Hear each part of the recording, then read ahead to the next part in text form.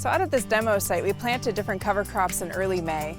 And our goal was to get the cover crops out early enough that they could start using moisture and providing cover and reducing some of the salinity issues. So here in this part of the field, we actually have a decent stand of the cover crop mix we planted. The radish are actually bolting, which we don't really care that they're bolting because it's a saline area and we don't care if there are seeds for next year. It's actually a free cover crop. We have dwarf Essex rapeseed. We also have some barley and cereal rye within here.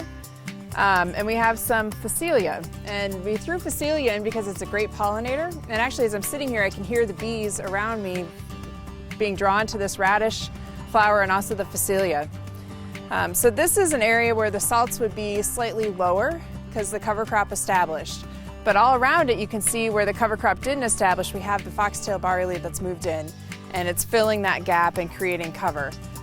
We've talked about what we want to do as far as managing this site. Do we let the foxtail barley grow, and do we let the cover crops continue to grow, or do we totally burn down everything on this site and start over?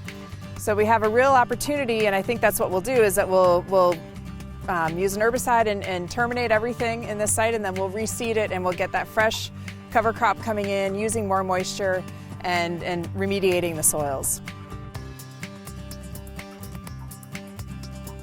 One of the reasons that we don't want to leave the foxtail barley out here is because it's a weed. And though it's using moisture and it's remediating the soil and it's filling a gap where the cover crops can't fill, we also want to keep it under control because we hope to farm this in the future or to put something like alfalfa out here and actually get a hay crop. So I think there's plenty of time in the growing season where when we do terminate this using an herbicide versus mowing, that I think we'll actually get a decent stand of cover crops again, and in September it'll look great.